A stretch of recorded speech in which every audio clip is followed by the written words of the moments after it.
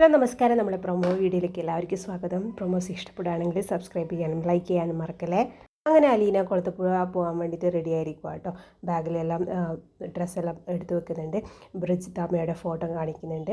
പിന്നെ കാണിക്കുന്നത് ബബിതയാട്ടോ. ബബിതയാണെങ്കിൽ റൂമിൽ വിഷമിച്ചിരിക്കുന്നുണ്ട്. അലീന പോകുന്നുണ്ട്.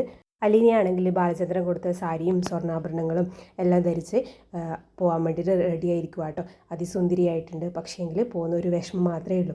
അങ്ങനെ അലീന യാത്ര പറയാൻ നേരത്ത് കൃഷ്ണ പോയിട്ട് ബബിതയെ വിളിക്കുന്നുണ്ട് കേട്ടോ.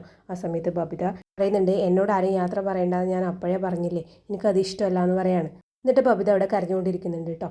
എന്നിട്ട് അലീന പോകാൻ റെഡി ആയിട്ട് ഇരിക്കുന്നുണ്ട്. കാറിലേക്ക് കയറാൻ പോവാം കേട്ടോ. ബാലചന്ദ്രനാണ് കുളത്തുപുഴയിലേക്ക് അലീനയെ കൊണ്ടുവിടാൻ പോകുന്നത്.